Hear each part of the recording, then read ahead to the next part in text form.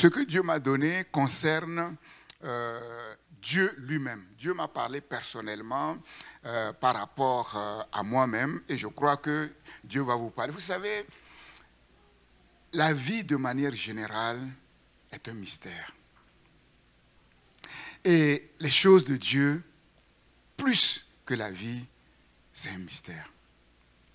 Et donc, si Dieu ne nous permet pas d'entrer dans la révélation de Dieu, c'est compliqué. On va se tromper, on va se fourvoyer sur beaucoup de choses.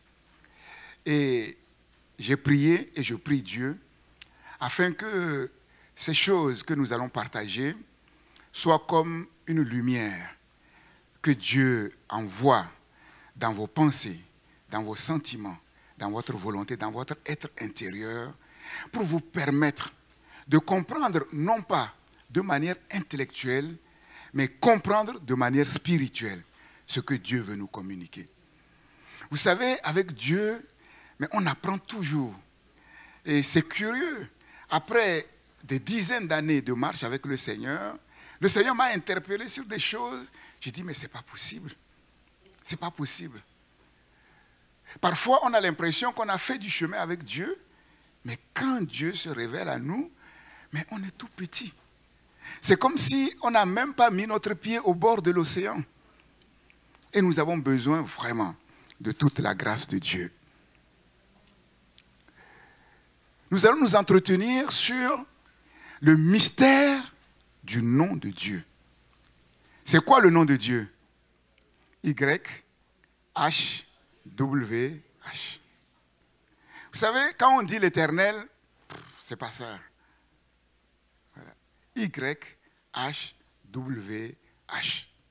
Le mystère du nom de Dieu. Le mystère du statut d'enfant de Dieu. Vous ne pouvez pas vous imaginer. Et nous allons voir que nos problèmes, nos difficultés viennent de ce que nous ne sommes pas encore rentrés dans la révélation de ce mystère. Le mystère du statut d'enfant de Dieu. Et la conséquence, c'est le mystère de la vie de Dieu. Comment vivre en enfant de Dieu? Vous voyez, ce sont des choses, on pourrait dire, basiques, fondamentales. Et après des années, des dizaines d'années de marche avec le Seigneur, on pourrait dire, mais c'est des choses que je connais.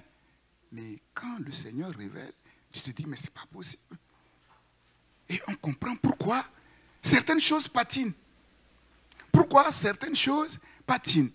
Le mystère du nom de Dieu, le mystère du statut d'enfant de Dieu et le mystère de la vie de Dieu. Comment vivre en enfant de Dieu? Comment vivre en enfant de Dieu? Dis à ton voisin, maintenant, appuie sur le bouton de ta foi et active ta foi maintenant. Que ta foi soit activée. Vous savez, parfois, on met le portable sous silence. On met le portable sous silence. Parfois aussi, quand on vient à l'église, si on ne fait pas attention, on met notre foi sous silence.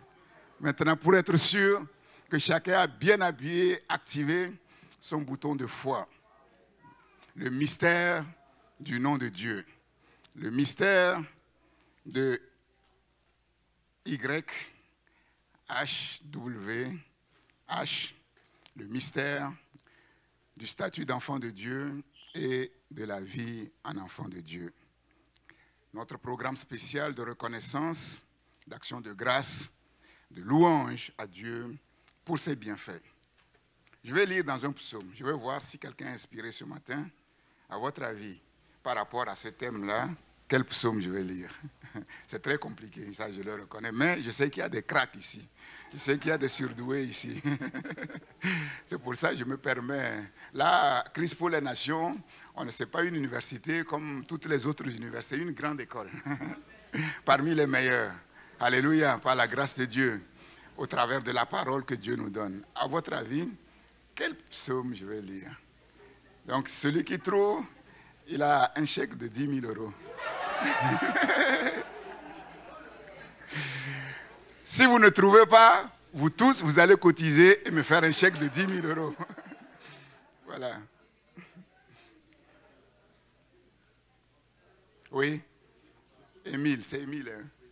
Agbédissé, Émile. Ouais. Oui. Psaume 16. Bon, je reviendrai dessus, mais plus tard. Mais ce n'est pas celui-là. Mais c'est déjà bien. Vous voyez, il y a des cracks ici. Oui, mademoiselle Amtoukou. Ah, c'est normal, c'est le groupe de communication. Ils ont toutes les informations. Avant vous. Voilà, ils ont toutes les informations avant vous. Donc nous allons lire, sans plus tarder, avec joie, avec foi, le psaume 103. Psaume 103.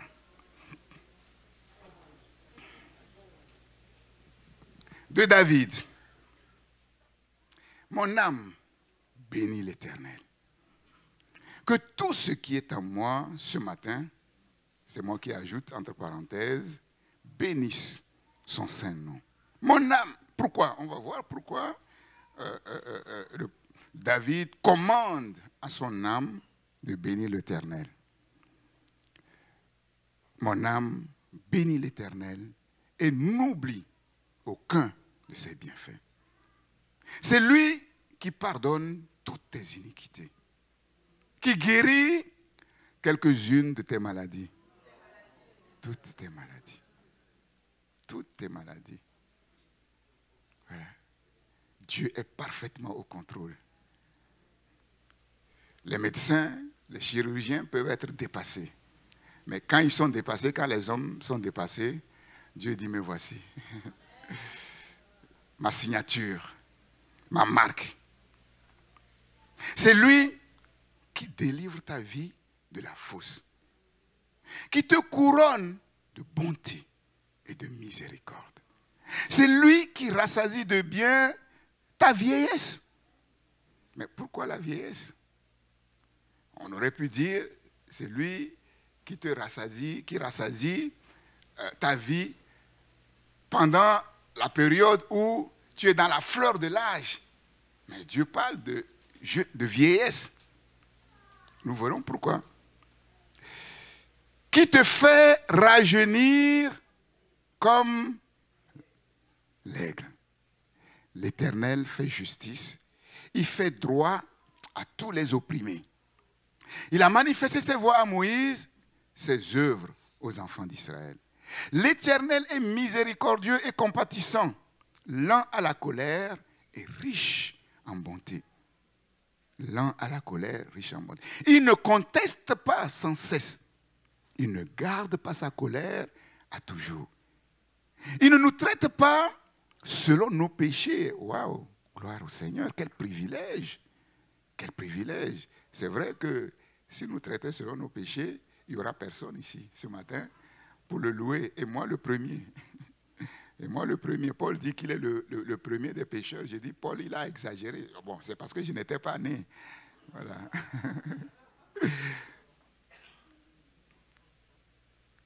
Il ne nous punit pas selon nos iniquités. Mais autant les cieux sont au-dessus de la terre, sont élevés au-dessus de la terre, autant sa bonté est grande pour ceux qui le craignent. Autant l'Orient est éloigné de l'Occident, autant il éloigne de nous nos transgressions. Comme un père a compassion de ses enfants, l'Éternel a compassion de ceux qui le craignent. Car il sait de quoi nous sommes formés. Il se souvient que nous sommes poussière. L'homme, ses jours sont comme l'herbe. Il fleurit comme la fleur des champs. Lorsque le vent passe sur elle, elle n'est plus. Et le lieu qu'elle occupait ne la reconnaît plus. Mais la bonté de l'Éternel dure à jamais pour ceux qui le craignent. Et sa miséricorde pour les enfants de leurs enfants. Pour ceux qui gardent son alliance et se souviennent de ses commandements afin de les accomplir. L'Éternel a établi son trône dans les cieux et son règne domine sur toutes choses. Bénissez l'Éternel, vous, ses anges, qui êtes puissants en force et qui exécutez ses ordres en obéissant à la voix de sa parole. Bénissez l'Éternel, vous toutes ses armées, qui êtes ses serviteurs et qui faites sa volonté. Bénissez l'Éternel, vous toutes ses œuvres, dans tous les lieux de sa domination. Mon âme, bénis l'Éternel ce matin au milieu du peuple de Dieu. Alléluia! Que Dieu soit béni pour ces paroles merveilleuses. À votre avis, par rapport au thème qui a été annoncé, pourquoi j'ai pris ce psaume? Et ce psaume fait l'écho de, comment dirais-je, de quel passage dans la Bible? Qui est très important, fondamental.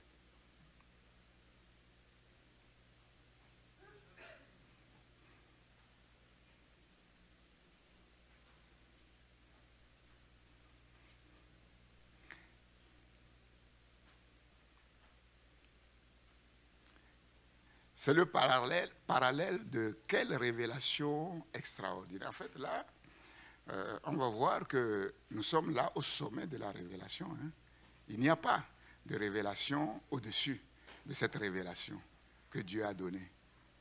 Et ce psaume est en train, comment dirais-je, de décrire les fruits qui découlent de cette révélation. Donc aujourd'hui, c'est l'introduction. Ça fait écho à quel texte dans l'Ancien Testament? Oui, Marie-Antoinette. Oui.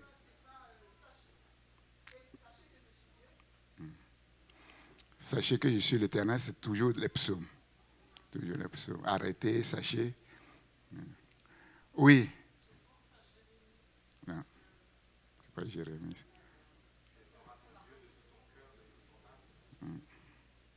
Oui. Non.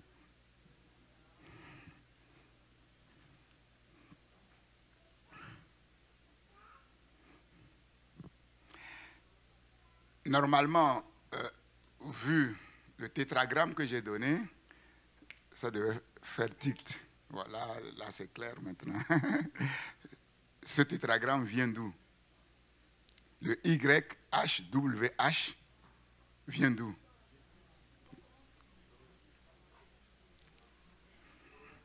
Non.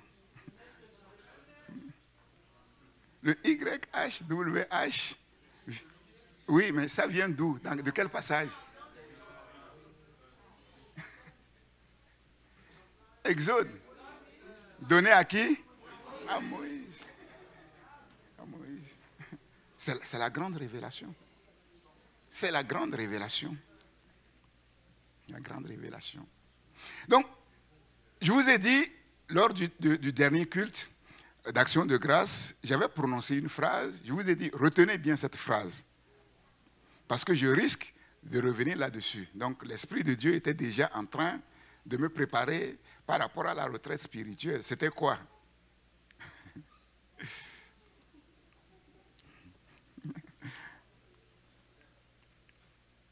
Et vous savez que le thème qu'on a traité avant parle de l'idolâtrie, et qui parle de l'idolâtrie parle de la passion.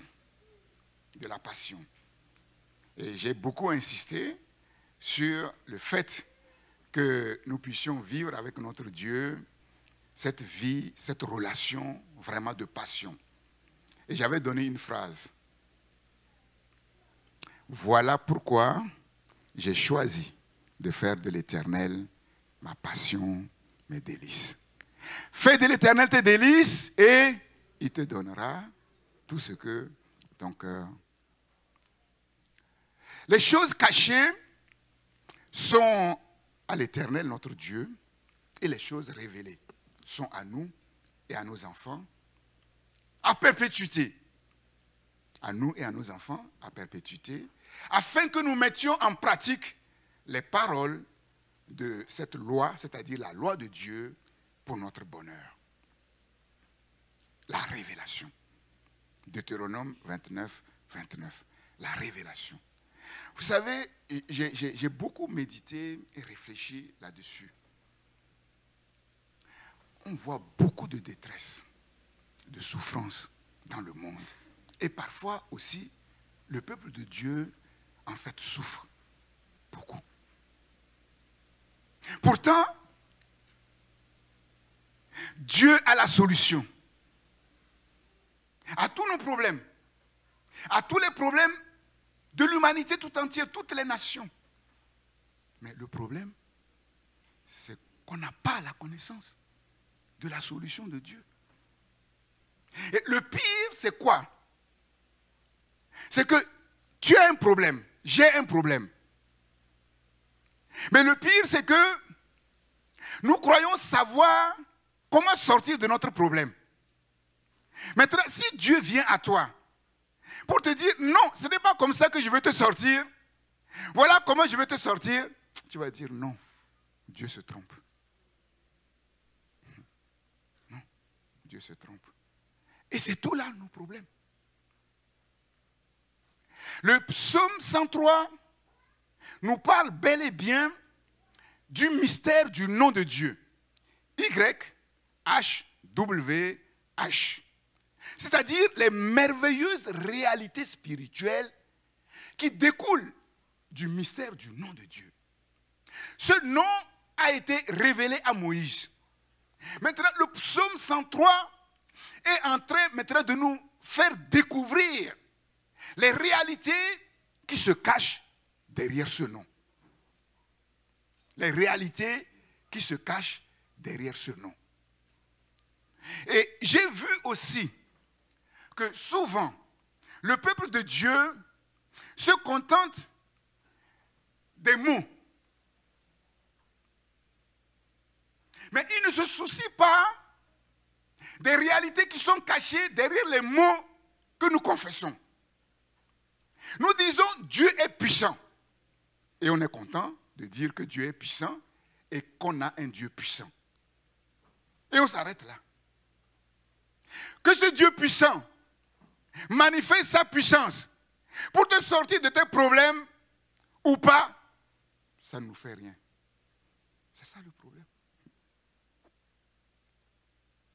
On se contente des paroles. On se contente de libérer des mots, mais on ne se soucie pas des réalités spirituelles qui sont cachées derrière ce mot.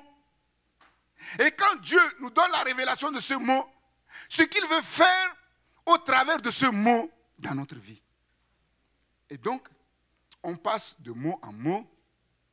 On est content de connaître ces choses-là, même si on ne vit pas les réalités spirituelles qui sont derrière, on s'en contente. C'est pas beau. C'est pas beau.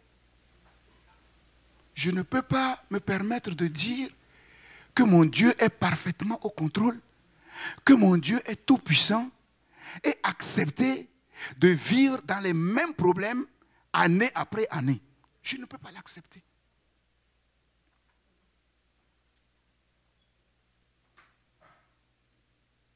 Je veux créer, par l'Esprit de Dieu, en toi ce matin, une sainte colère. Que tu puisses rentrer à la maison avec colère. Même si ton mari, tes enfants ne te comprennent pas. Ils vont comprendre. Quand Dieu va commencer à agir et que tu leur diras, tu vois, j'étais rentré avec colère. Tu croyais que c'était contre toi. Mais non, ce n'était pas contre, c'était contre moi-même. Voilà le Dieu qui manifeste sa grâce, qui agit. Une sainte colère. Donc ce psaume est en train de nous dire que derrière YHWH se cachent des réalités spirituelles mais inimaginables. Que si on les comprend, personne ne laissera ni les soucis, ni les inquiétudes, ni les lamentations, ni les murmures ne toucher un tant soit peu son cœur. Et si tu comprends ces réalités, tu vas partir de ce lieu calme, tranquille, rassuré, avec assurance, avec conviction. Et quand tu vas sortir d'ici, quand les gens te rencontrent dans le métro, quand ils voient ton visage rayonnant, ils vont croire que tu as gagné le gros lot. Mais tu leur diras, je n'ai pas gagné le gros lot. Mais ce que j'ai gagné dépasse tous les gros lots sur la terre. La révélation de YHWH qui change tout. Amour sans limite. Miséricorde sans limite. Grâce sans limite. Bonté sans limite. Par conséquent, richesse sans limite. Bénédiction sans limite. Bienfait sans limite. Vous savez, parfois, on a peur de parler de ces choses. Pourquoi? Parce que la condition des chrétiens sur la terre, parfois est tellement misérable, tellement compliquée, que déjà, que Dieu vienne pour leur donner 10 000 euros, c'est déjà beaucoup que de parler de milliards d'euros. C'est ça le problème. Mais on ne glorifie pas Dieu. Parce que Dieu n'a pas ça. Le nom qui nous a été révélé, ce n'est pas ça que ce nom veut faire. Et donc, nous tous, on s'entretient, non pas par rapport à la révélation de la vérité de Dieu, ce que ce Dieu est capable de faire, mais on s'entretient par rapport à notre condition sur la terre, qui nous limite de toutes parts. Parce que la maladie tarde, semble s'incruster et tarde à s'accomplir. Petit à petit, on a l'impression que Dieu ne peut pas guérir. Parce que la pauvreté est là. Le compte est toujours au rouge. On a l'impression que ça ne changera pas. On est formaté. On est formaté par notre condition humaine. On est formaté par le fait que quand une femme est doublement ménopausée à 90 ans, ce n'est plus possible qu'elle enfante. Si Dieu voulait qu'elle enfante, pourquoi Dieu va attendre jusqu'à 90 ans? Si Dieu a attendu jusqu'à 90 ans, c'est que ce n'est plus possible. Et on s'arrête là. Jusqu'à ce qu'on découvre qu'une femme de 90 ans, nommée Sarah, a enfanté. A enfanté. Sortons de nos cavernes. Sortons de nos limitations. Si nous voulons voir la gloire de Dieu se manifester en nous de telle manière qu'il va nous envoyer vers les nations, pour qu'on dise aux nations, voici notre Dieu nous a bénis et nous sommes venus pour vous bénir. De la part de l'Éternel, il faut qu'on sorte de nos cavernes. Comment pouvons-nous impacter les nations? Je ne parle pas d'impacter les individus. Comment pouvons-nous impacter les nations avec cette mentalité, avec cette manière de penser? On ne peut pas. On ne peut pas. Je vous ai dit, hein, cette fois-ci, on va avancer doucement. On va monter doucement. C'est vraiment sérieux. C'est vraiment sérieux. Mais comme vous êtes dans une grande école, vous comprenez ces choses, je peux parler librement. Je ne veux pas devancer. Comme je dis, il y a tellement de choses que si je ne fais pas attention, je vais devancer.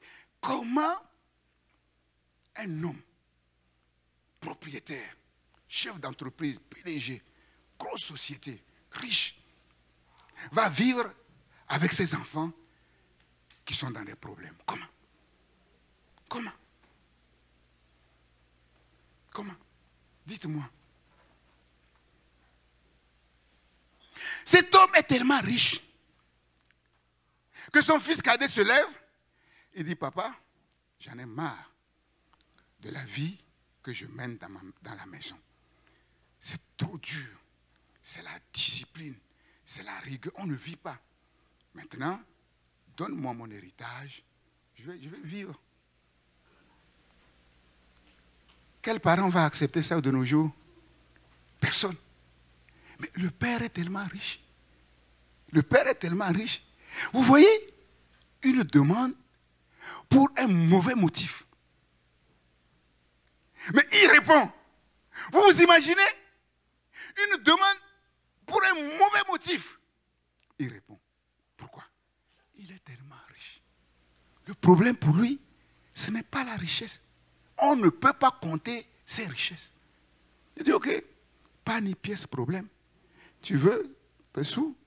Voilà, toi tu es le cadet, donc tu vas avoir seulement droit à combien? Un tiers, puisque l'aîné a une double portion. Il lui a donné.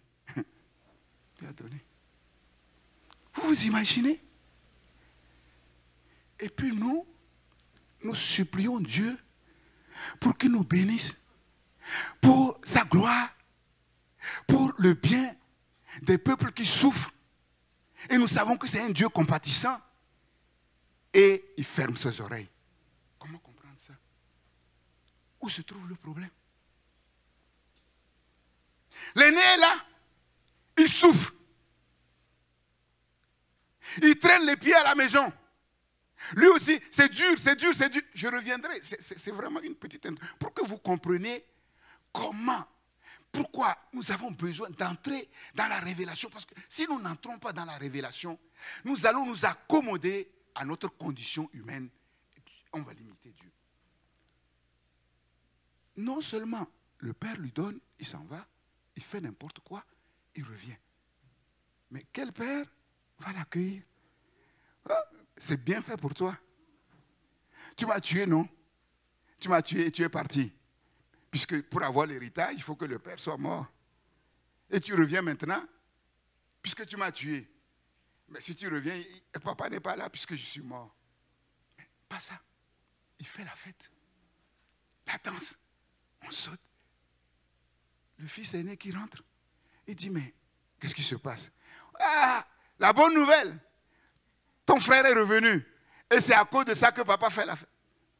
Quoi? Quoi?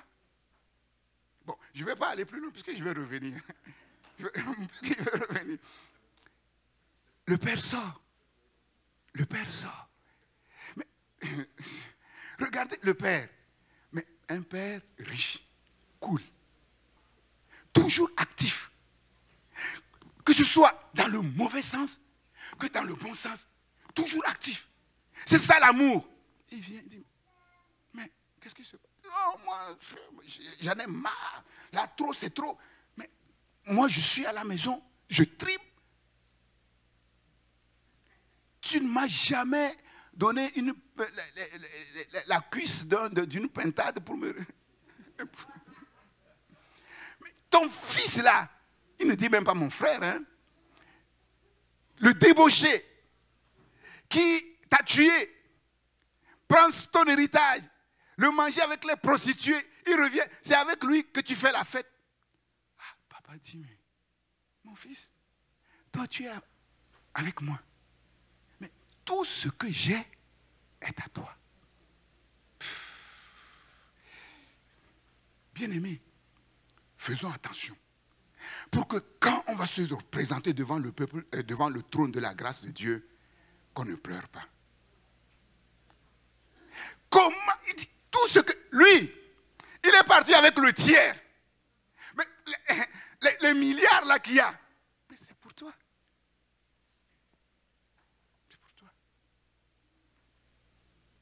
Seigneur, j'ai besoin que quelque chose se change là.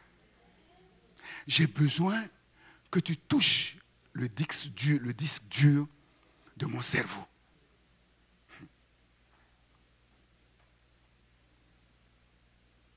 Voilà pourquoi il est capital d'entrer dans la révélation de qui est notre Dieu, notre Père Céleste. Et quand on dit que notre Dieu, notre Père Céleste s'appelle YHWH, maintenant c'est comme ça que je vais l'appeler. C'est son vrai nom, qu'on ne peut pas prononcer, pour montrer que devant lui on n'est rien. On ne peut même pas prononcer son nom. Et pourtant, il nous aime d'une manière qu'on ne peut pas imaginer.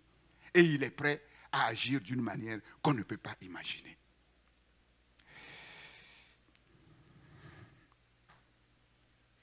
Nous avons besoin d'entrer dans la révélation du mystère du nom de Dieu pour sortir du terrible piège. Il y a un double piège qui enferme les humains et malheureusement aussi les chrétiens. Là, c'est des questions compliquées. Quels sont-ils? 2 pièges. Si nous ne sortons pas de ces 2 pièges-là, nous ne pouvons pas voir Dieu agir dans nos vies comme il veut agir. Quels sont ces 2 pièges? Le fils aîné et le fils prodigue sont tombés dans ce piège-là, ce double piège. Oui, mais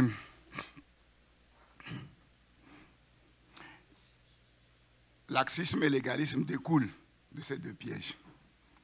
C'est vrai, mais ça découle de ces 2 pièges. Oui, Élodie.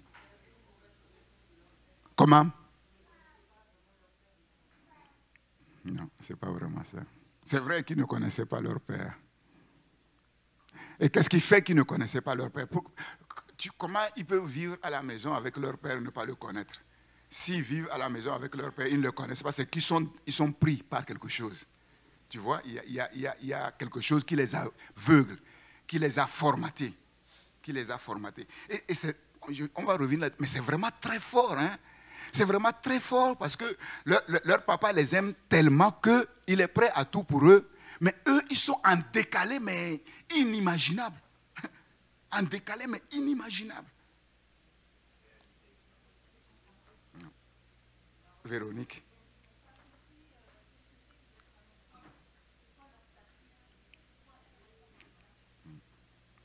Oui. Non.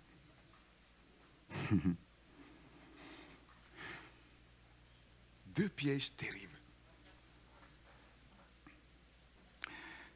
Les 2 pièges terribles, c'est la voir et le faire.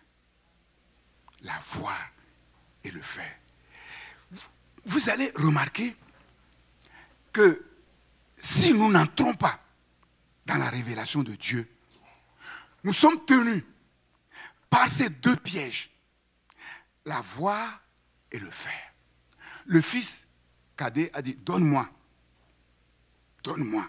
On croit que si on reçoit, alors ça va.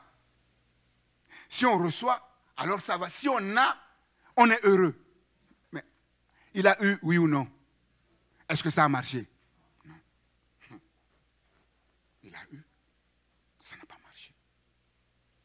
Donc avant tout, avant d'avoir ceci, avant de chercher que Dieu te donne la santé, que Dieu te donne un travail, que Dieu te donne le mariage, que Dieu te donne l'argent, il y a quelque chose. Si cette chose n'est pas réglée, tu peux avoir argent, tu peux avoir mariage, tu peux avoir enfant, ça ne marchera pas. Ça ne marchera pas. Parce qu'il y a quelque chose qui doit prendre place avant. Et le faire, le fils aîné, il était à la maison. Activité, activité. Et si on ne fait pas attention, on va juger de l'approbation de Dieu parce qu'on a un travail, on est marié, on prie, on jeûne, on vient à l'église, on fait ceci, on fait cela. Ça n'a rien à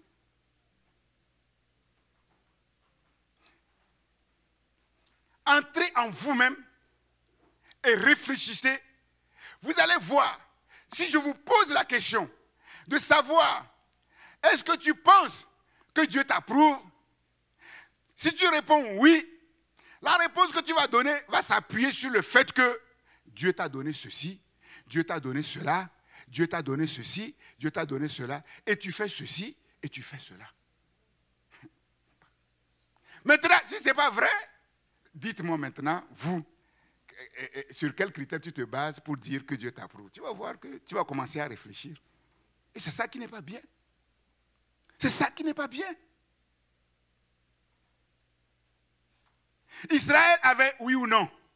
Dieu a donné beaucoup à Israël, on a vu. Israël faisait oui ou non. Israël faisait beaucoup de choses. Et où est Israël maintenant? Chassé, loin de la face de Dieu.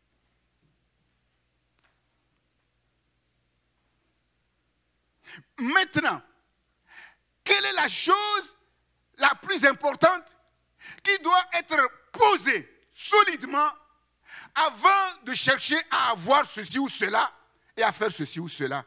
C'est quoi? La relation. En quoi la relation est supérieure au fer et à la voix? Un être humain sur la terre qui n'a pas de relation. Il n'a aucune relation, hein? Il n'a aucune relation.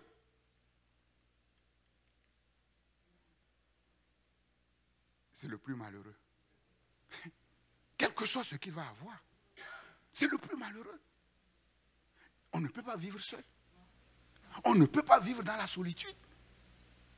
Maintenant, un être humain qui n'a rien, mais qui a les meilleures relations, c'est le plus riche. C'est le plus heureux.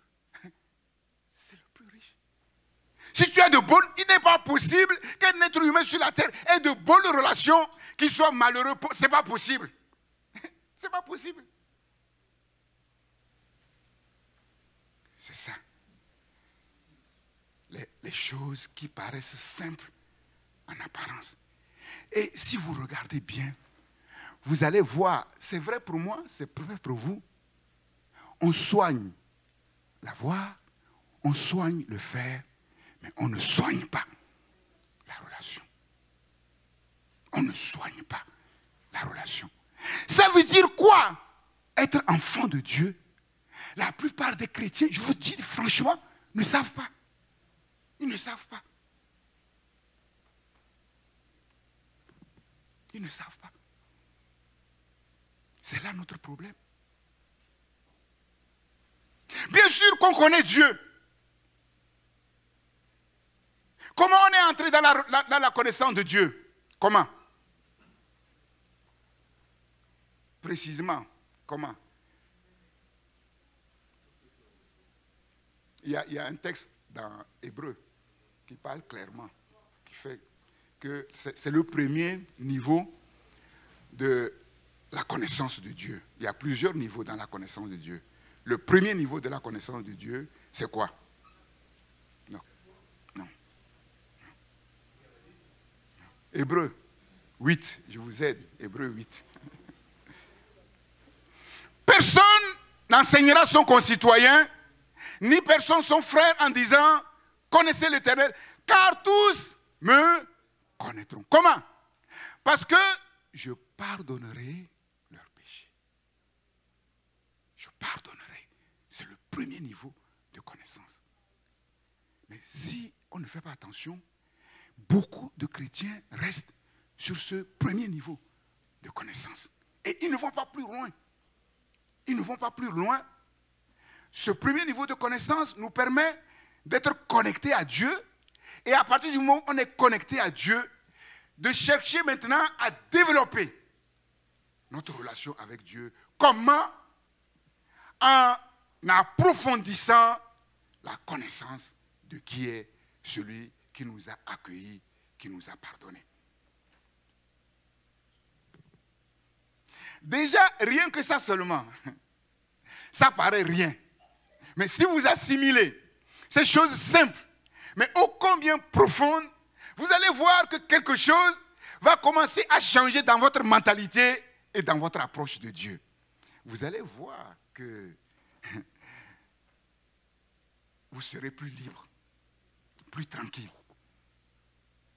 Je n'ai pas pu jeûner, je n'ai pas pu prier, mais ma relation avec Dieu est bonne. Que je prie ou que je ne prie pas, ça ne change rien. Ça ne change rien. Vous voyez, on parle de dîmes, des offrandes. On dit, Dieu est le propriétaire de toutes les richesses, donc je dois transférer le droit de propriété à mon Dieu. C'est vrai ou c'est pas vrai? Ceux qui ont fait le discipulat financier, c'est vrai ou c'est pas vrai? C'est vrai, mais à moitié. Pourquoi? Pourquoi? Pourquoi c'est à moitié? Voilà. Qu'est-ce que le père a dit au fils aîné? Voilà. Je vais vous choquer. Tu ne donnes pas ta dîme, ce n'est pas grave. Ce n'est pas un problème. Vous voyez, on a parlé avoir et faire. Tu vois, avoir et faire, lié, comme je l'ai dit, à quoi? Au laxisme et au légalisme. Vous voyez, si on n'est pas entré dans la relation avec Dieu, où on ne donne pas la dîme de manière laxiste, où on donne la dîme de manière légaliste, c'est pas bon. C'est pas bon.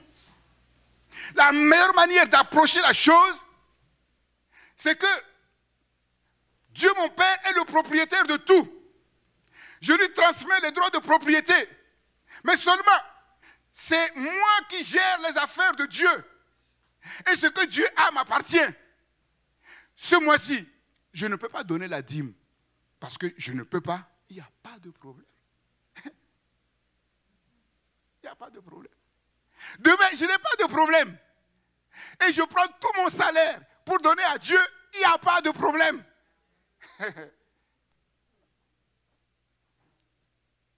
Pour ne pas tomber dans le légalisme. Pour ne pas tomber dans le... Parce que ce que Dieu a, c'est pour qui? Dieu est au ciel. Dieu est au ciel. L'or et l'argent là sur la terre. Pour lui, c'est des cailloux.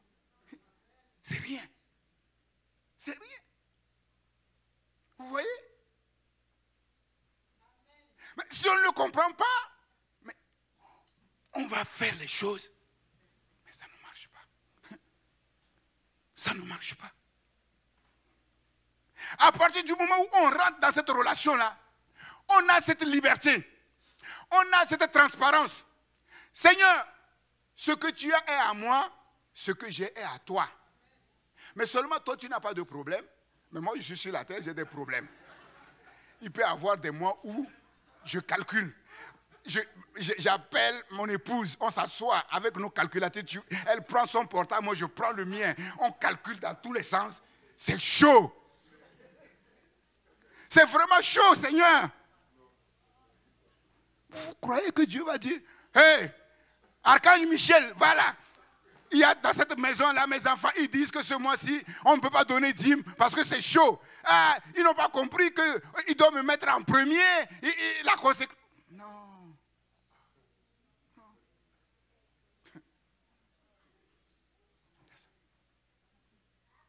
Et puis, 3 mois après, Dieu te bénit, tu as tellement... Ah, l'église dit, ah, on a besoin de 10 000 euros. 10 000 euros. J'ai mis 10 000 euros de côté, mais pour l'instant, ça ne me sert pas. Je les sors avec joie. Je les sors avec joie. Ça circule. Ça circule. Le Père ne fait pas des calculs. Le Fils ne fait pas des calculs.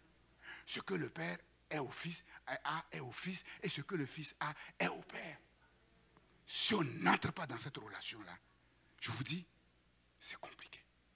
On va se fouvoyer. Maintenant, une fois que c'est dit, il y en a qui vont dire, ah ouais, le pasteur avait dit que qu'il ne faut pas donner de dîmes, que ce n'est pas important. Ce n'est pas ce que j'ai dit. Ce n'est pas ce que j'ai dit.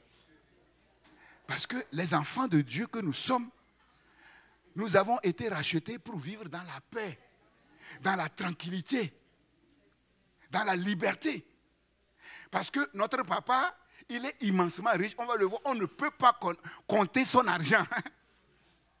Mais comme j'ai dit, nous sommes sur la terre. On est dans la chair. Et c'est ça le problème. Voilà.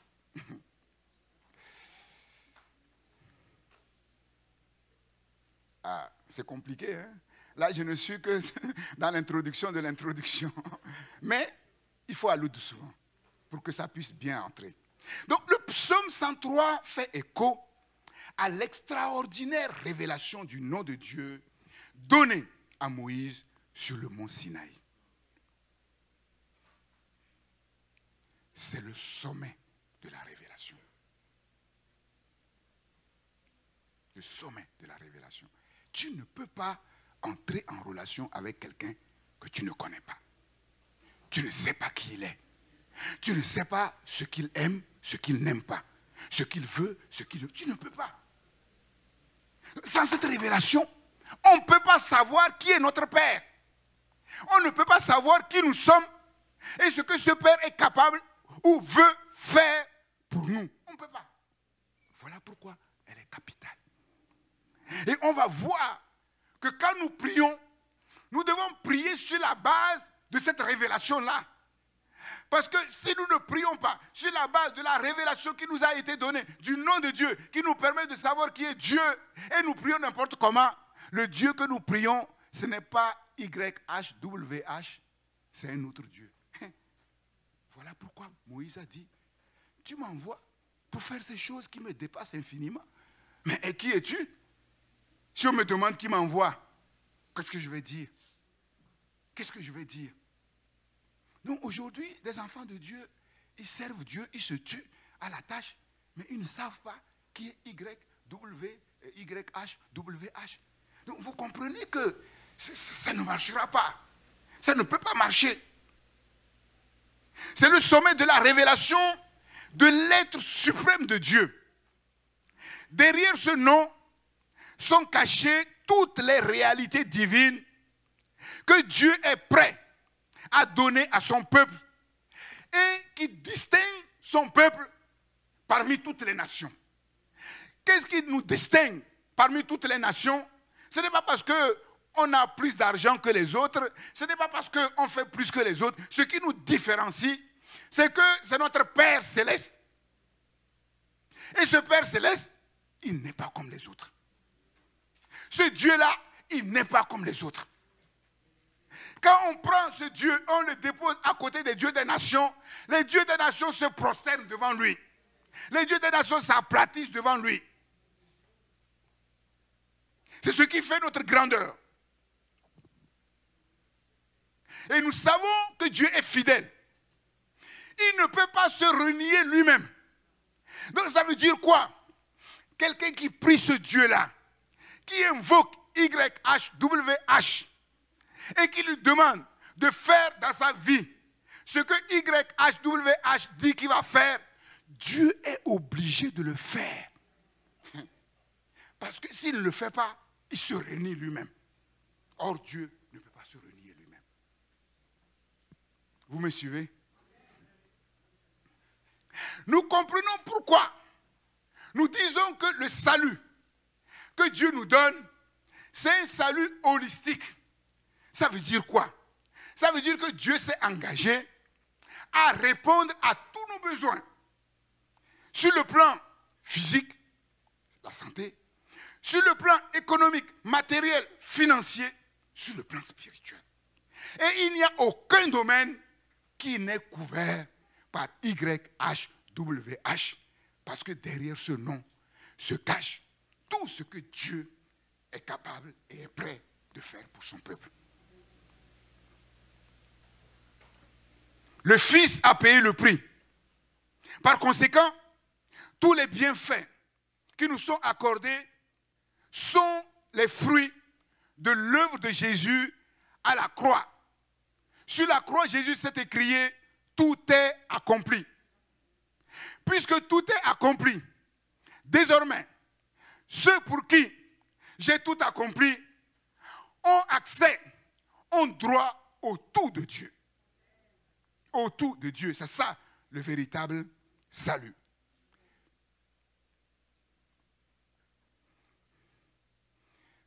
Voilà pourquoi, si nous comprenons bien ces choses-là, quelle attitude nous devons développer? Est-ce que c'est une attitude de serviteur? C'est une attitude, quelle attitude nous devons développer?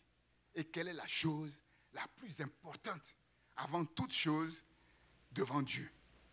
C'est la reconnaissance. La reconnaissance. La gratitude. L'action de grâce.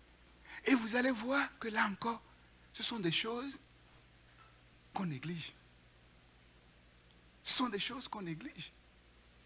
Je vous ai déjà dit une fois, en vérité, ce que Dieu attend de nous, ce n'est pas de faire, ce n'est pas de jeûner, non.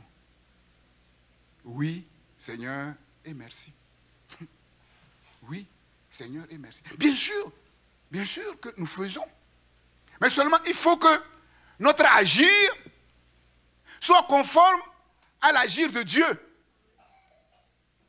Il faut que notre agir, notre faire soit conforme à l'agir et au faire. Jésus a dit, le Fils ne fait rien de lui-même. Il ne fait que ce qu'il voit faire au Père. Et tout ce que le Père fait, le Fils aussi le fait pareillement. De telle manière que toute la gloire revient au Père. Mais si nous faisons des choses, nous agissons d'une certaine manière qui est contraire à l'agir et au faire de Dieu, ça s'appelle comment? Ça s'appelle quoi? Ces œuvres-là, comment ça s'appelle? Les œuvres mortes. Et c'est ça qui amène dans nos vies l'orgueil. Pourquoi? Parce que nous voyons bien que les choses que nous faisons, nous ne les tirons pas de la force du Seigneur, mais nous les tirons de nous-mêmes, de notre propre force. Donc automatiquement, la gloire ne peut pas être donnée à Dieu. La gloire nous est donnée. Et c'est comme ça, le Seigneur m'a parlé là-dessus, je reviendrai. On cultive un orgueil subtil. Un orgueil subtil parce qu'on jeûne. Parce que le pasteur Daniel jeûne, est parti jeûner 40 jours, donc c'est quelqu'un.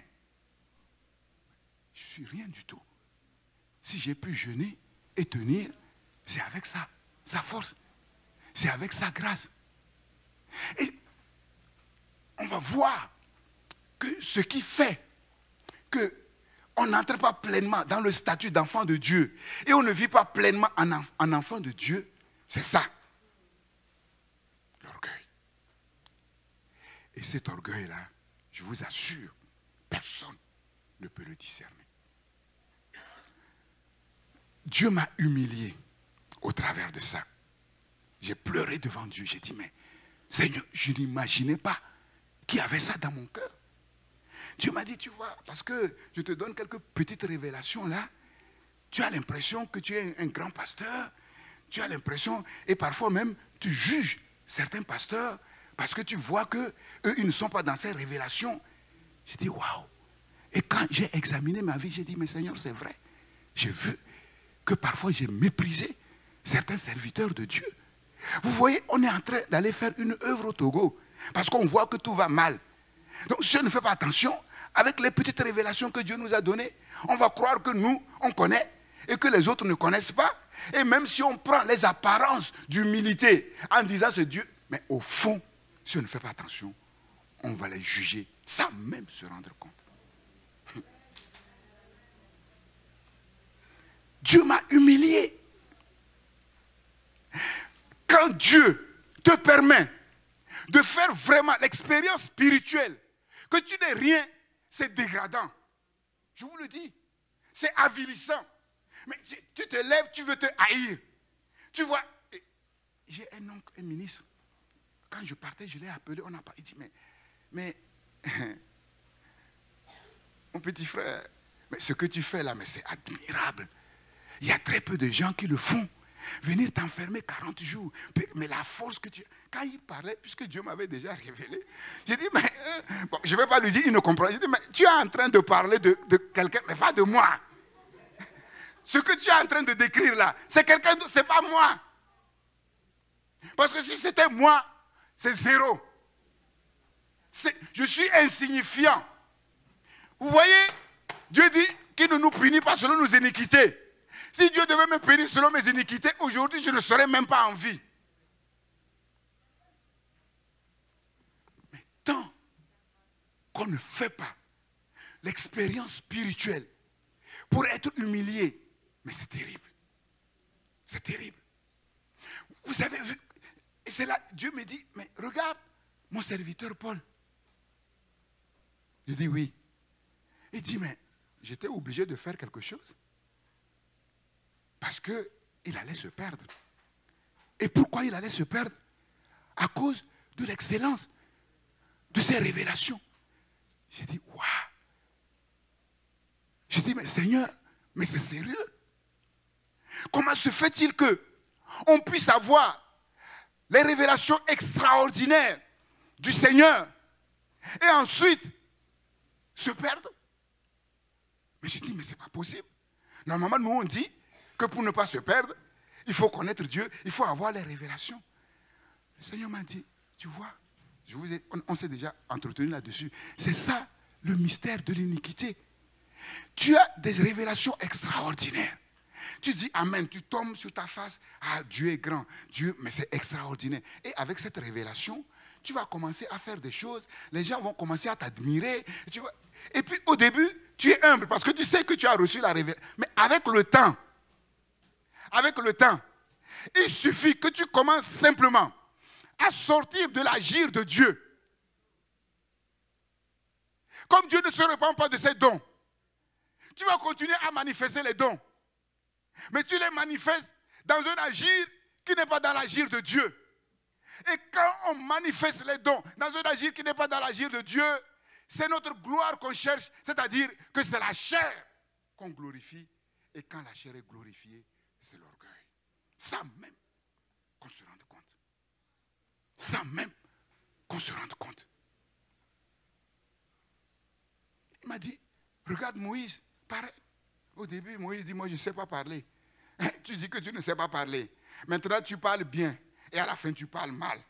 Comment? Tu sais très bien que si tu parles bien, c'est celui devant qui tu as pleuré là, que toi tu bègues et tu ne sais pas parler et qui a agi. Mais comment se fait-il? L'homme le plus doux, le plus patient de la terre. Dieu l'a frappé pour son péché.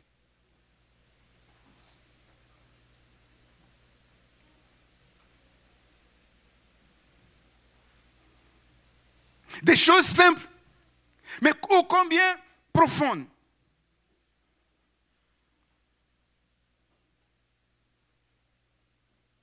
C'est pour cela que nous devons constamment cultiver dans notre attitude, dans notre cœur, toujours la reconnaissance. Quand tu te couches, Seigneur, merci. Passe en revue tout ce que Dieu a fait. Comment il t'a gardé, tu es sorti, tu es rentré, un véhicule aurait pu te percuter. Mais remercie Dieu. Quand tu te lèves, remercie Dieu constamment.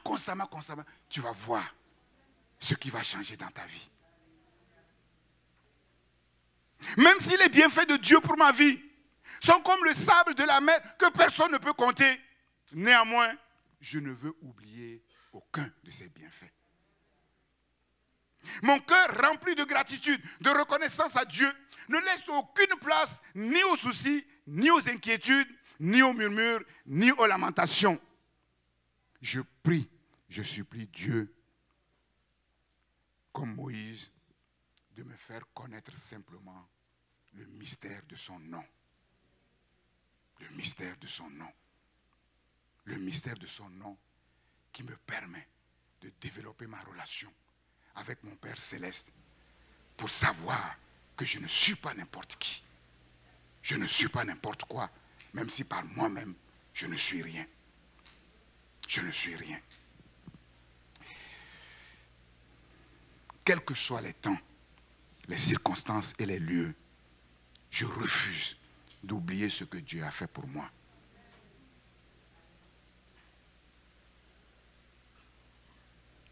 Quand je vois briller la bonté de Dieu sur ma maison, je ne veux oublier aucun de ses bienfaits. Ce n'est pas parce que c'est dur. Oui, c'est dur. Mais regarde en arrière, il fut un temps où c'était très dur. Mais aujourd'hui, tu as envie. Pourquoi? Parce que tu as invoqué ton Père et il a agi. Et le Dieu qui a agi hier, est-ce qu'il ne peut pas agir aujourd'hui? Est-ce qu'il ne peut pas agir aujourd'hui?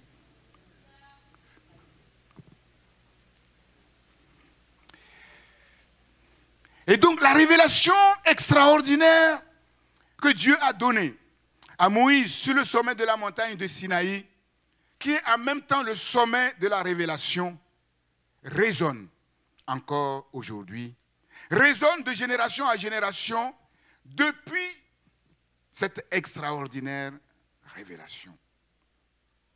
L'Éternel, l'Éternel, Dieu miséricordieux et compatissant, lent à la colère, riche en bonté et en fidélité, qui conserve son amour jusqu'à 1000 générations.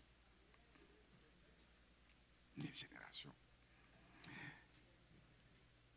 C'est le mystère de ce nom que nous allons découvrir. Et nous allons comprendre l'étendue de la richesse, l'infinie richesse de sa grâce, de ses bienfaits. Éphésiens 4, verset 6-7 dit, il nous a ressuscités ensemble et nous a fait asseoir dans les lieux célestes en Jésus-Christ, afin de montrer dans le siècle à venir l'infinie richesse de sa grâce par sa bonté envers nous manifestée en Jésus-Christ. Il nous a ressuscités. Il nous a fait asseoir dans les lieux célestes en Jésus-Christ. Pour montrer dans le siècle à venir l'infinie richesse de sa grâce, par sa bonté envers nous en Jésus-Christ. Mais nous savons qu'il y a ce principe dans la parole de Dieu, le déjà et le pas encore. Maintenant, comment savoir que je m'inscris dans ce que Dieu est en train de dire, si déjà sur la terre, ici même, je commence à goûter déjà à sa bonté. Goûtez et voyez combien Dieu est bon. Dieu est bon, les prémices. Les prémices. Et nous découvrons que le psaume 103 est simplement merveilleux. Le roi David contemple les fruits de la richesse, des richesses sans limite de la grâce de Dieu déjà dans sa propre vie. C'est le verset 1 au verset 5. Ensuite, dans l'histoire même du peuple de Dieu, ce n'est pas seulement lui en tant qu'individu, mais l'histoire du peuple de Dieu du verset 6 au verset 10, et en même temps, la miséricorde et les compassions de Dieu qui sont sans limite, verset 11 au verset 14, et David est simplement émerveillé. Et dans cet émerveillement, les versets 15 à 18, qu'est-ce que David dit? David dit, mais quand on regarde notre fragilité en tant qu'être humain, et quand on voit ce que Dieu fait dans nos vies, on se dit, mais c'est simplement incroyable. C'est incroyable. Et comme je l'ai dit, si on ne fait pas attention, on peut être conditionné par, en fait, nos limitations sur la terre et ne pas contempler effectivement ce que Dieu est capable de faire. L'homme passe, mais la grâce divine ne passe jamais. Elle subsiste à toujours, éternellement. Les temps et les circonstances changent, mais la bonté de Dieu ne change pas. Les temps sont mauvais, mais dans ces temps mauvais, Dieu est bon, toujours bon. La bonté de Dieu est pour nous, pour nos enfants et pour les enfants de nos enfants. Donc les enfants qui sont là, vous bénéficiez de la bonté de Dieu qui est sur vos parents. Et ensuite, vous allez transmettre cette bonté-là à vos enfants. Un jour, vous aussi, vous allez grandir. Vous serez papa, vous serez maman. Donc aujourd'hui, il faut être reconnaissant à Dieu de ce que Dieu vous a donné des parents qui sont chrétiens. Parce que ce que vos parents vous donnent, aucun parent sur la terre ne peut vous le donner. C'est ça la vérité. L'univers tout entier subsiste et ne vit qu'à cause de la bonté de Dieu. C'est pour cela que David invite toute la création, tous les êtres créés, tous les domaines de l'univers de s'unir avec lui pour offrir à ce Dieu-là, ce Dieu qui nous aime d'un amour qu'on ne peut pas imaginer, un concert, une symphonie de reconnaissance, de gratitude, d'action de grâce, de louange au Dieu créateur qui s'appelle YHWH. Dire à Dieu, j'étais malade et tu m'as guéri. J'étais pauvre et tu m'as enrichi. J'étais oppressé et tu m'as libéré. Le diable a tiré ses plans pour me jeter dans la fosse, mais tu n'as pas permis que je tombe dans la fosse. Alléluia. À cause de cela, je ne veux pas regarder à ceci, je ne veux pas regarder à cela. Je veux regarder à ton nom et aux réalités infinies qui se dressent derrière ce nom et que tu tiens en réserve pour moi. Les richesses infinies de la grâce sans limite sont à la disposition de chaque enfant de Dieu. Chaque enfant de Dieu. C'est ça ton privilège. Mon âme bénit l'Éternel.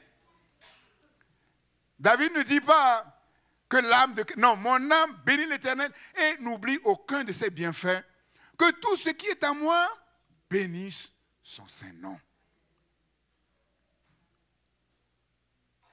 De toutes mes forces, de toutes mes capacités, de tout mon être, je veux bénir le Seigneur ce matin. À l'écoute de ces paroles extraordinaires, à l'écoute de ce que Dieu me dit ce matin par amour, parce qu'il m'aime, oui, je veux mobiliser toutes mes ressources qui sont intérieures et extérieures pour dire à mon Dieu merci. C'est l'expression de ma passion pour Dieu. Tu aimeras l'Éternel de tout ton cœur, de toute ton âme, de toute ta pensée et de toute ta force. Et si tu l'aimes ainsi, oui, tu loueras.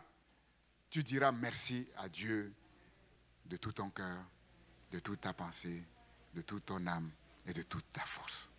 Alléluia. Le premier bienfait.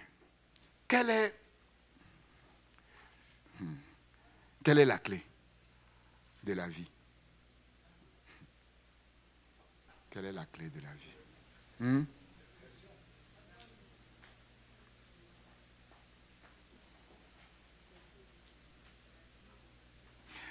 L'amour est pour tout le monde. L'amour de Dieu est pour tout le monde. Dieu aime tout le monde. Dieu aime toute la création. Car Dieu a tant aimé le monde. Mais pour moi, pour l'être humain, quelle est la clé de sa vie? Et vous allez voir que c'est par là que tout va commencer. Parce que si ce point-là n'est pas résolu, ben, il n'y a rien. Tout le reste, ce n'est même pas la peine. Bloqué. La porte est fermée. Le palais royal est fermé à double tour, et avec des verrous d'airain. Et il y a des chérubins qui gardent jalousement. Voilà, on ne peut pas entrer comme ça. C'est quoi la clé? Vous voyez, là encore, on va voir qu'on est toujours décalé. On est toujours décalé. Oui, Émile. Avant ça, tu vas accomplir. Quelle est ta mission? Il faut déjà connaître la mission pour l'accomplir. Et quand tu connais la mission, il faut avoir la force pour l'accomplir. Voilà, d'où vient ta force? Qu'est-ce qui fait que tu vas connaître la mission? La majorité des êtres humains sur la terre, ils ne savent pas pourquoi ils vivent. Voilà, ils courent après leur projet personnel, ils ne savent pas. C'est quoi? Oui, Mariette.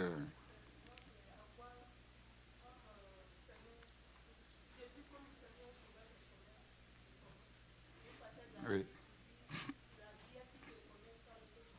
Oui. Oui, mais comment connaître? Oui, mais la parole, c'est-à-dire, c'est quoi la clé dans la parole, quoi, en fait? C'est quoi la première clé? C'est quoi la... Oui, d'accord. Bon, on fait table rase de tout ça. C'est-à-dire que pour avoir la clé, il faut chercher. Tu vois, il faut chercher, parce que sinon, tu n'as pas la clé. Tu vois, qu'est-ce qui fait que tu vas avoir cette clé-là? Même si tu cherches, oui. Non. Qu'est-ce qui fait que tu vas rentrer en relation avec Dieu? En fait, vous savez, mais seulement, c'est vrai que, voilà. Oui, qu'est-ce qui va faire que tu vas, cette rencontre-là, bon, tu rencontres Dieu, ok, mais tu veux me rencontrer. Tu m'as rencontré, moi je suis là, tu es là, tu m'as rencontré, mais il n'y a rien. Il n'y a rien. Je l'ai déjà dit. Hein? Je l'ai déjà dit. C'est pour ça que c'est important vraiment de s'asseoir au pied du Seigneur pour réfléchir à fond sur les choses, parce que sinon c'est compliqué. C'est vraiment compliqué parce qu'on a trop d'informations. On a beaucoup de connaissances. Les prédications, on lit la parole. Mais après, pour mettre de l'ordre dans toutes ces choses-là, pour savoir ça commence où, ça continue où et ça va où, on ne sait pas. Donc, si on n'a pas des idées claires, tu vois, sur là où on veut aller, le chemin qui conduit et les étapes, mais on va tout mélanger. Tu vois, parfois, on va vouloir avoir à l'étape 1 ce que Dieu nous donne à l'étape 4, et ça ne peut pas marcher. Dieu va dire non, si je te donne, tu ne peux pas tenir. Tu ne peux pas, parce que pour comprendre ce que je veux faire à l'étape 4, il faut comprendre ce que j'ai fait étape 1, étape 2, étape 3. Tu vois, nous, on cherche des échelles courtes. Mais Dieu ne peut pas, parce qu'on ne peut pas comprendre. Jésus dit aux disciples, ce que je vous dis, vous ne comprenez pas, mais tôt ou plus tard, vous allez comprendre. C'est quoi? Oui, oui Anne-Lise. Oui, mais qu'est-ce qui va te permettre que tu es en relation avec Dieu? Oui, bon, l'intimité, c'est plus que la relation. Déjà, voilà, tu peux me connaître sans que je partage mes secrets avec toi. Donc l'intimité, oui. Michael? Non. Didier? Non. Monsieur Gakuba? Comment? Oui, mais avant. Oui, Madame Kanougou. On a déjà dit, mais... Oui, Mariette, pardon.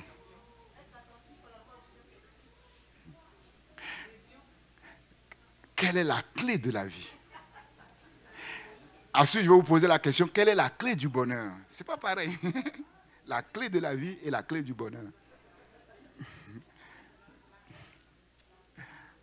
Oui, il y a un petit enfant qui veut vous confondre. Voilà, donnez-lui la... Il lève la main. Syrah, laisse-le parler, il a levé la main, qu'il dise ce qu'il veut dire. Ben, le culte est pour tout le monde. Hein. C'est en esprit qu'on comprend si l'esprit de Dieu opère. Oui, il y a quelqu'un? Oui. Non. Vous voyez, quand vraiment on n'est pas au clair, tu vois, sur ces choses, pour vraiment remercier le Seigneur pour ça, fondamentalement, et tous les jours, Dieu n'est pas d'accord. Dieu n'est pas d'accord. Dieu ne peut pas être d'accord. Si aujourd'hui, vous êtes bien dans votre peau, c'est parce que cette chose-là a été faite un jour. Si ça n'avait pas été fait, ça là, ce point de départ, c'est impossible. Non? Avant de l'aimer, il faut le connaître d'abord. Oui, mais pour naître, avant, qu'est-ce qui va amener? C'est ça. C'est toujours, il faut revenir toujours en amont. Ceux qui n'ont pas encore parlé, Stéphanie et ensuite ta maman. Comment? Ta maman va venir à ton secours. Madame Alger.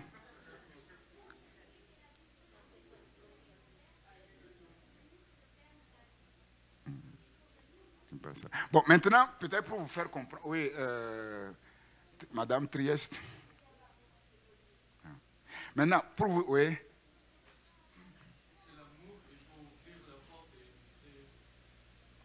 Pour avoir l'amour, il faut quelque chose avant. L'amour est donné par Dieu. Qu'est-ce qui fait que Dieu te donne son amour? Bon, il t'aime, il aime tout le monde. Pourquoi il ne donne pas à tout le monde? Pourquoi c'est toi qui donnes? C'est parce que...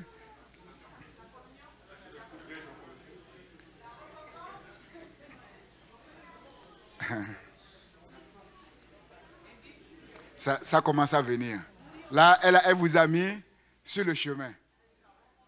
Vous êtes sur le chemin. Maintenant, oui, vous êtes sur le chemin, donc vous devez trouver. Il y a quelque chose. Oui, Hélène? Hein? C'est la repentance. Là, c'est sur le chemin, là.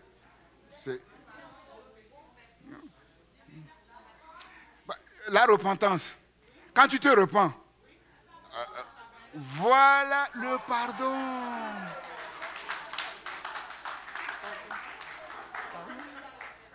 Moi, je suis fâché contre toi. Franchement, je suis fâché contre toi. Maintenant, qu'est-ce qui va faire que je vais changer? Il faut que si je ne te pardonne pas et je reste fâché, il n'y aura pas de relation. Il n'y aura pas de relation. Impossible. Dieu est fâché contre tout le monde. Dieu est en colère.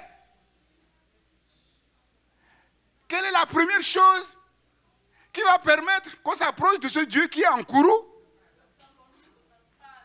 C'est le pardon. Vous voyez? C'est le pardon. Tu vois, on l'a reçu comme ça.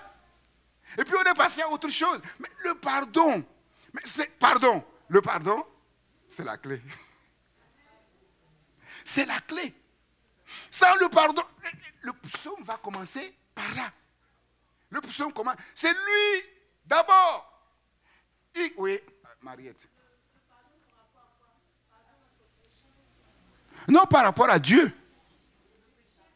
Le pardon par rapport à Dieu qui est en colère contre toi à cause du péché. Non, c'est Dieu. Tu pardonnes à Dieu. Dieu ne t'a rien fait. Il t'a tout donné.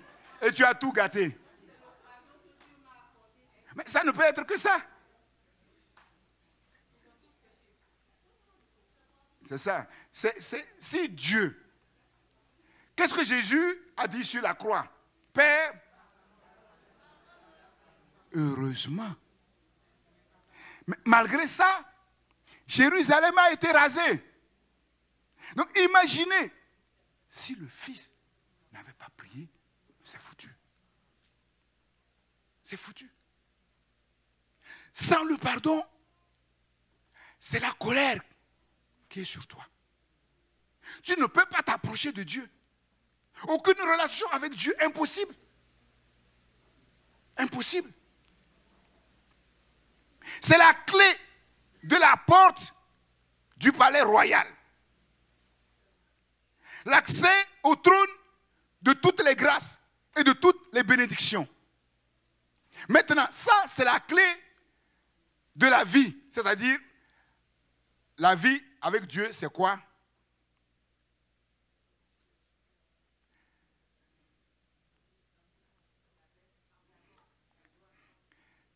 C'est la connaissance de Dieu.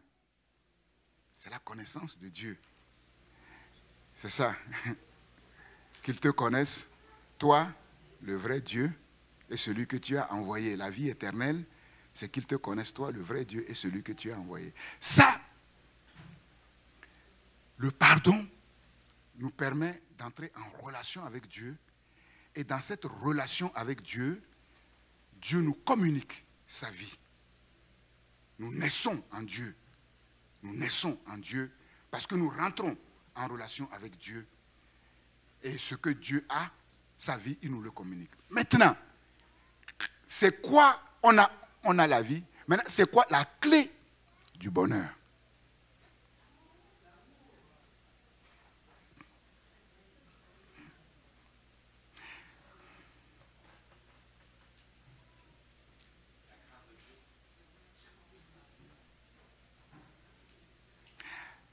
Une fois qu'on est pardonné, quel est le premier fruit?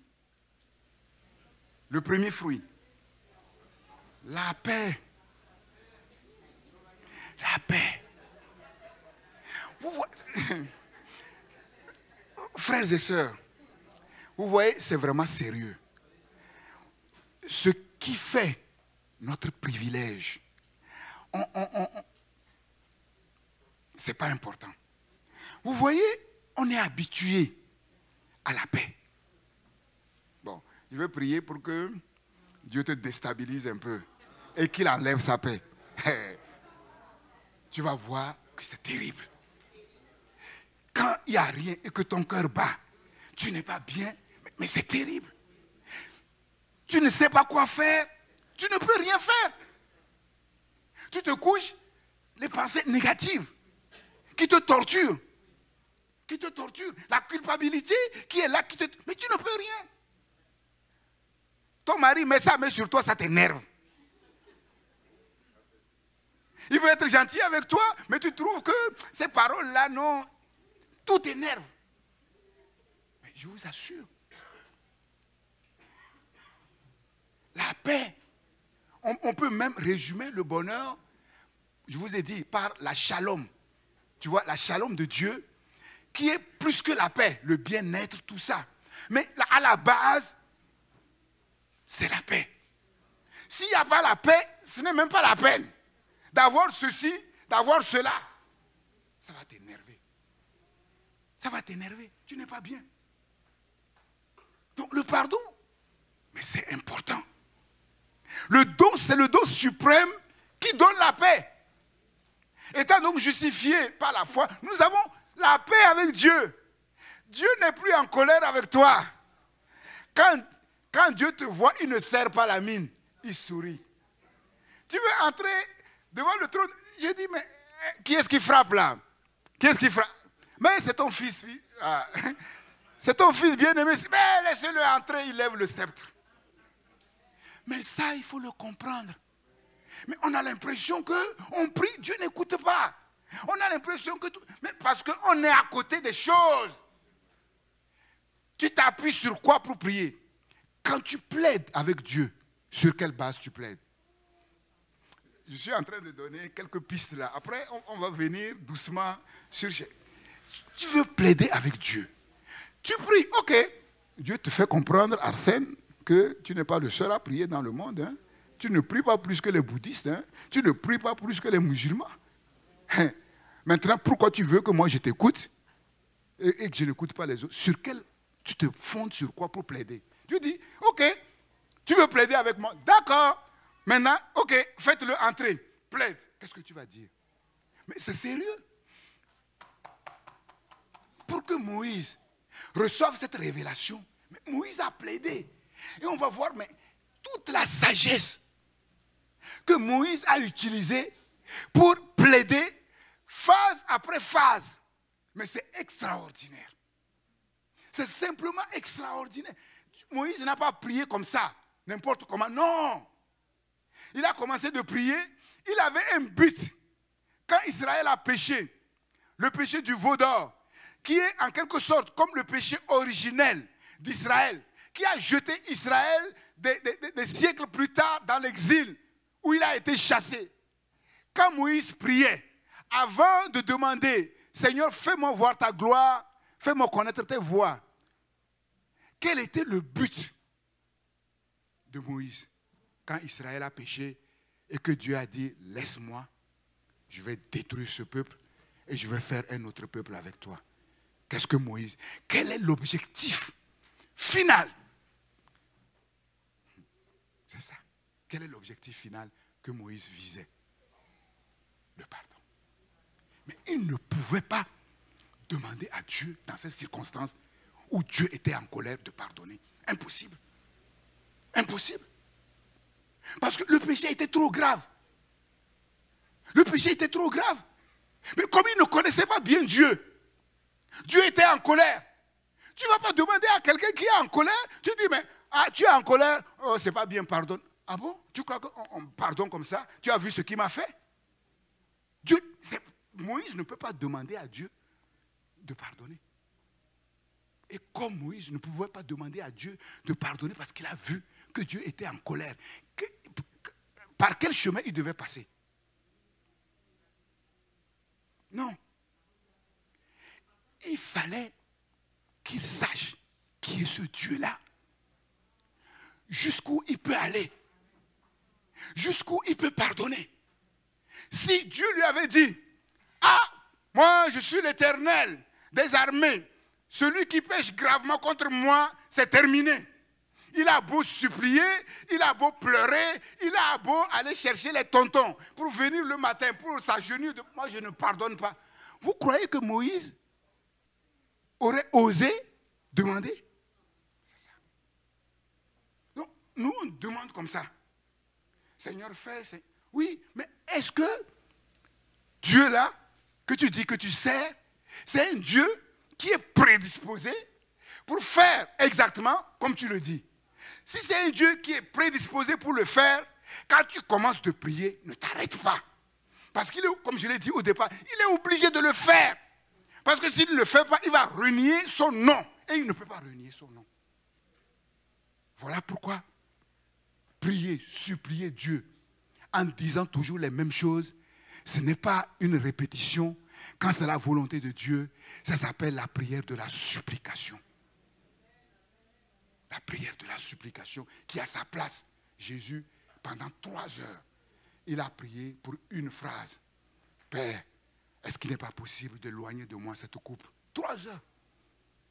Ce n'était pas les répétitions. C'est ça. Donc Moïse a compris que la clé de toute chose, c'est le pardon. Et à partir du moment où Dieu te pardonne, tu as la paix, mais c'est fini. Tout le reste, Dieu est prêt à te donner. Tout le reste, Dieu est prêt à te donner. Mais ramenons. Vous voyez, parfois, quand il s'agit des choses sur la terre, on dit c'est vrai.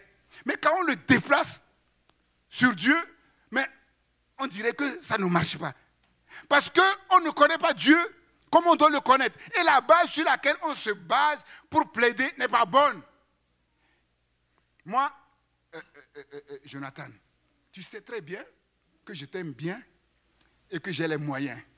Même si aujourd'hui, je ne les ai pas, par la foi, je les ai.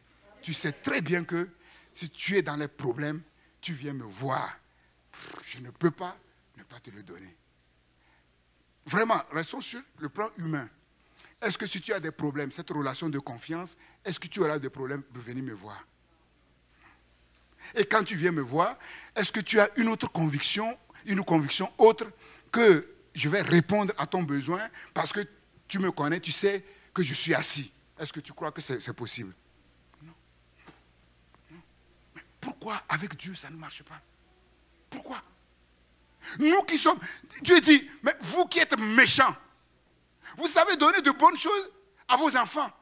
Mais pourquoi moi je ne vais pas donner? Pourquoi? D'où vient cette mentalité-là? On ne connaît pas les voies de Dieu. On ne connaît pas les voies de Dieu. C'est pourquoi quand on prie, Dieu fait semblant de ne rien entendre. Voilà. Ouais, Archange Michel rassemble les anges. Vous voyez, lui là, je le reconnais comme mon fils. Mais lui, il dit que je suis son père, mais c'est faux. Les gens ils disent, mais comment? Il dit, ok, on va faire un texte. Il est dans les problèmes. Hein. Vous voyez, il va venir me demander. Il vient demander, papa, moi je vais faire comme si je n'ai rien entendu. Ça va durer une semaine, un mois. Vous allez voir comment il va se comporter. Il va commencer à chercher les béquilles, à gauche, à droite, là pour...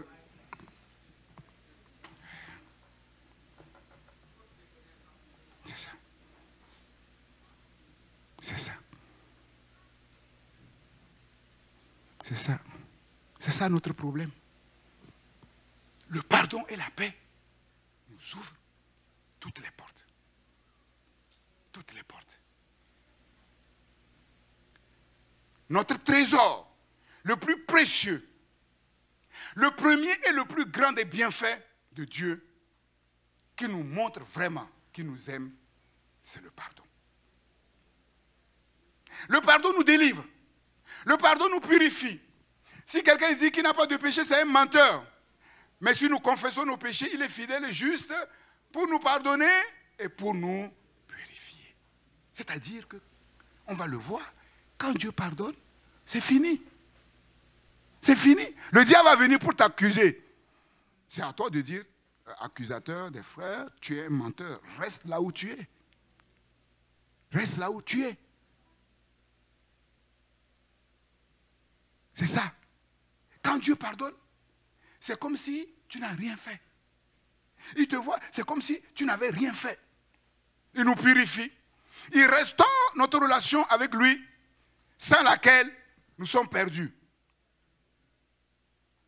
Et en fait, c'est la révélation de l'amour inconditionnel pour nous.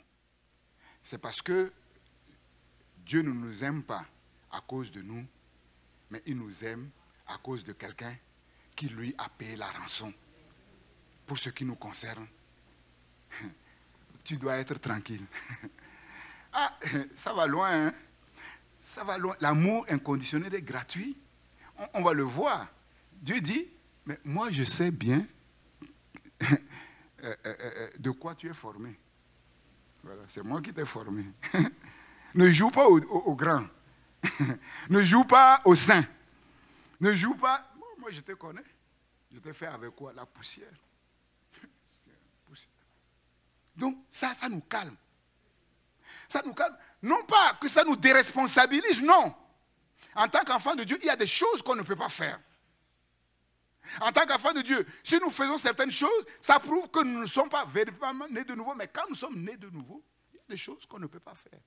Mais quand on est né de nouveau, il y a des choses parfois qu'on ne veut pas faire, mais qu'on le fait. quand même. Voilà pourquoi Dieu dit, attends, qui dira qui est net, qui est pur?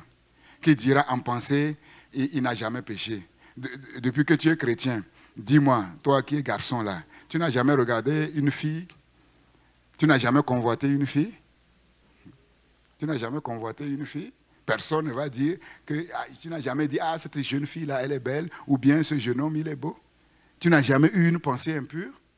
Tu n'as jamais dit un mot déplacé. Personne. Nous bronchons tous d'une manière ou d'une autre. Nous péchons tous les jours. Tous les jours, nous péchons. Seulement, nous ne pratiquons pas le péché. Nous ne pratiquons pas le péché. Nous nous gardons, mais malgré ça, parfois il y a des pensées qui viennent. Avant de les chasser, tu l'as pensé quand même. Parce que si tu ne l'as pas pensé, tu ne vas pas chasser quelque chose que tu n'as pas pensé.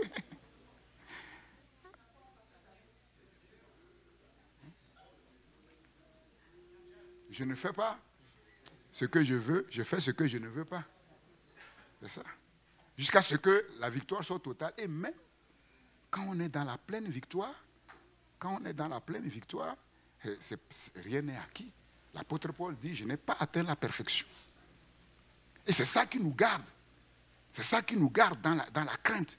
Donc, c'est la révélation de l'amour inconditionnel de Dieu qui fait grâce aux pécheurs. Et parfois, on est étonné de voir que Dieu bénit les païens, comme Corneille, comme le général Naaman, comme la veuve de Sarepta, comme les prostituées, comme Rahab, les païennes comme Ruth. On est étonné. On est étonné. Et si on est étonné, ce qui fait qu'on est étonné, c'est l'orgueil. C'est l'orgueil. On croit qu'on est meilleur qu'eux. On croit que parce qu'on confesse que Jésus est notre Seigneur, on est meilleur qu'eux. Non, on n'est pas meilleur qu'eux. Si on a quelque chose de plus, c'est seulement la grâce de Dieu. Si Dieu nous enlève cette grâce, Dieu sait de quoi nous sommes formés. On est tous formés. Est-ce qu'il y a un qui est formé avec la poussière et puis un autre avec le ciment et puis, non, on est tous formés de la même poussière et on va tous rentrer un jour dans la même poussière. C'est ça. Nous pouvons maintenant entrer librement dans la présence du roi souverain et plaider en toute conviction. Nous sommes convaincus que Dieu s'est engagé. Même si c'est comme tout est fermé, non, moi je dis non. Je dis non aux réalités sur la terre telles que je les vois. C'est ça la violence. Ce sont les violents qui s'emparent du royaume de Dieu. C'est ça la violence de la foi. Tout parle contre moi. Tout semble dire qu'il n'y a rien. Tu as beau prier encore, jeûner, il n'y aura rien qui se passe. Je dis non. Ce tout-là, c'est le menteur. Derrière ça là, c'est le diable. Moi je dis non.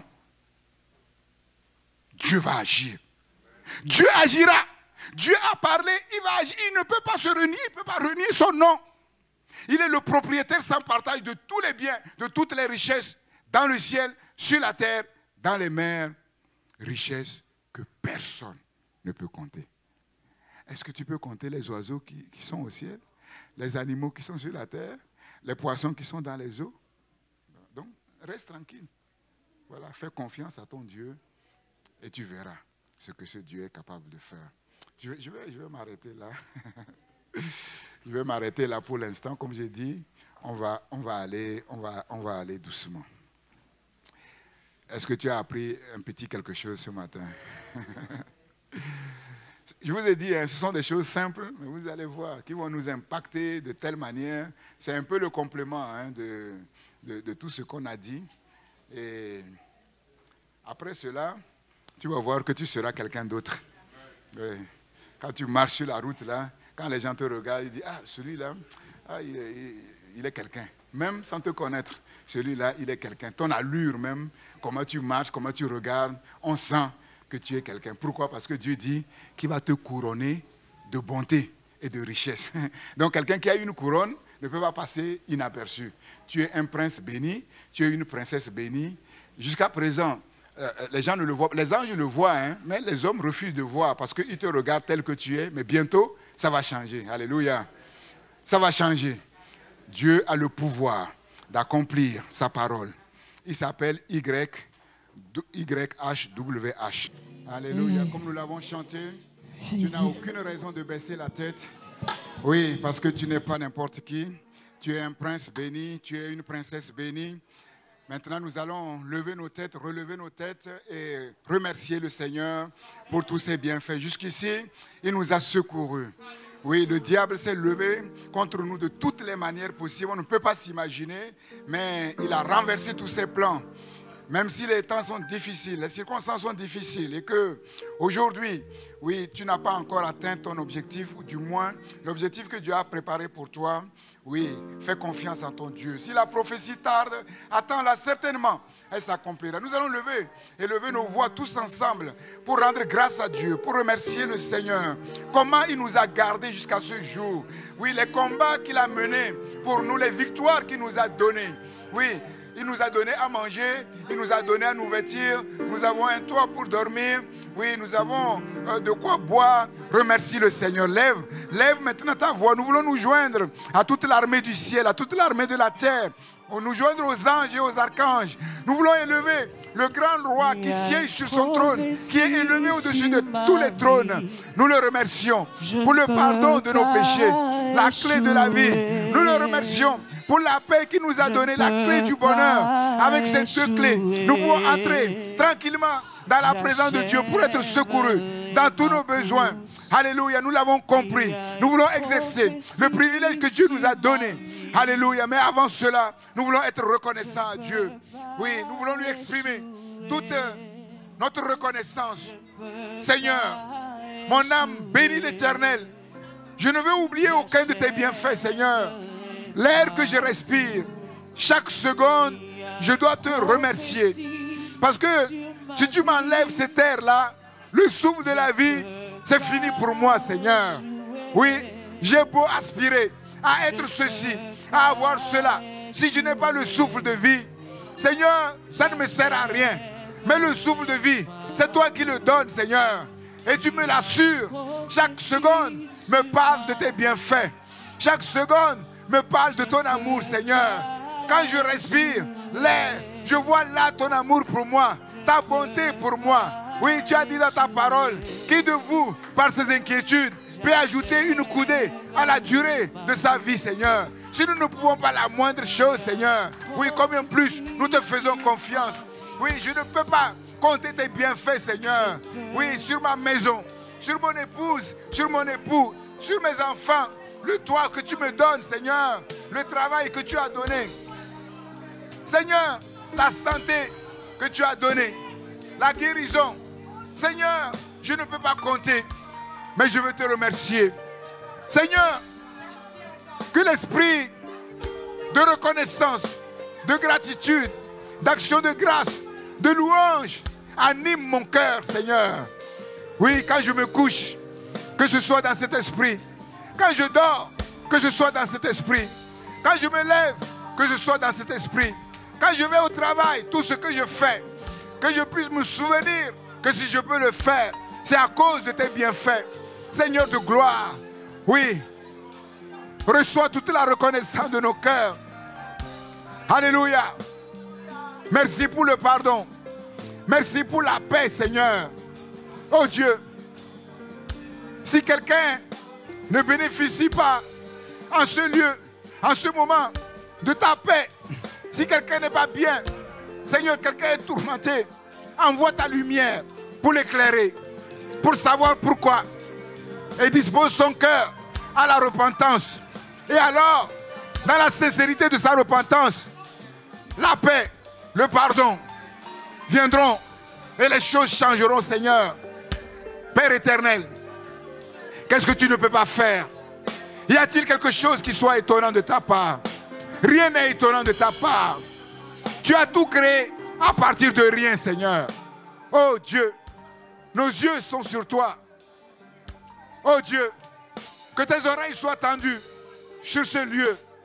Nous ne sommes rien, Seigneur, mais avec toi nous sommes quelque chose. Nous n'avons rien, mais avec toi nous avons tout, Seigneur. Nous sommes faibles, mais avec toi nous sommes forts. Oui, que le faible dise, je suis fort. Que le pauvre dise, je suis riche, Seigneur. Ce ne sont pas des vains mots, Seigneur. Derrière ces mots se cachent des réalités extraordinaires, spirituelles, que tu nous donnes de vivre, Seigneur. Oh Dieu, nous croyons, c'est pour cela que nous parlons. Seigneur, avec le pardon, avec la paix, Seigneur, tous les autres bienfaits suivent, Seigneur. Qu'il en soit ainsi, que nous puissions repartir de ce lieu complètement renouvelé. Seigneur, dans nos forces physiques, morales et spirituelles, si quelqu'un est venu en ce lieu malade, oppressé, Seigneur, que la maladie, l'oppression soit ôtée par ta puissance, au moyen de ta parole qui nous enseigne que YH, WH se tient à nos côtés pour nous guérir, pour nous restaurer, pour nous délivrer, Seigneur. Oh Dieu, en sorte que cette semaine se déroule dans la paix, Seigneur, dans la victoire. Oh Dieu de gloire, dans ta bénédiction, Seigneur. Tu couronnes cette semaine de tes bienfaits.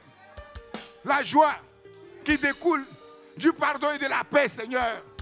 La joie perpétuelle dans nos cœurs, Seigneur, oh Dieu. Nous ne mangeons rien, nous ne buvons rien, mais la joie est dans nos cœurs, Seigneur, oh Dieu. Père, ce sont ces réalités que nous appelons par ton esprit au moyen de ta parole. Parce que tu nous donnes de connaître qui tu es en vérité. Et nous savons que tu ne peux pas te renier, Seigneur. Même s'il semble que tu n'écoutes pas, tu écoutes. Même s'il semble que tu n'agis pas, tu agis, Seigneur.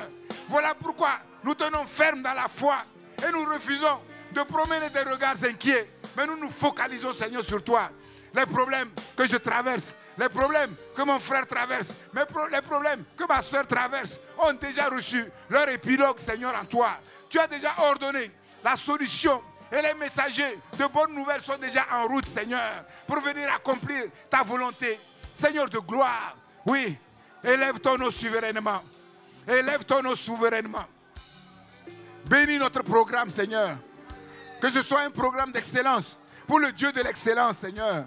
Merci pour notre groupe de louanges que tu bénis, les chanteurs que tu bénis, les musiciens que tu bénis, Seigneur. Oh Dieu de gloire, sois loué. Les mots sont faibles, mais nous disons simplement merci à toi, notre Père Céleste. Merci à toi, notre grand frère Céleste. Merci à toi, notre Père adoptif, le Saint-Esprit qui nous a été donné, qui est en nous, sur nous et avec nous, pour nous conduire dans tes voies, Seigneur. Oh Dieu de gloire, qu'est-ce que nous avons fait pour mériter ces choses? Rien, Seigneur. Mais c'est ta grâce, c'est ton amour gratuit, inconditionnel, Seigneur. Voilà pourquoi nous refusons de regarder à nous-mêmes, à nos faiblesses. Au contraire, nos faiblesses nous qualifient pour ces choses, Seigneur. Oh, merci. Merci infiniment. Alléluia.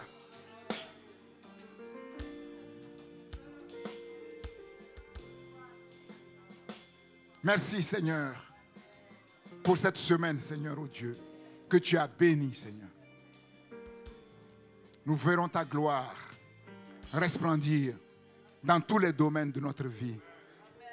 Nous serons émerveillés, Seigneur, de ce que tu as ouvert nos yeux pour te connaître d'une certaine manière et pour t'amener d'agir d'une certaine manière. Oui, toi notre Dieu, notre roi, notre sauveur. Alléluia. Alléluia. Est-ce qu'on peut terminer par une véritable main d'acclamation?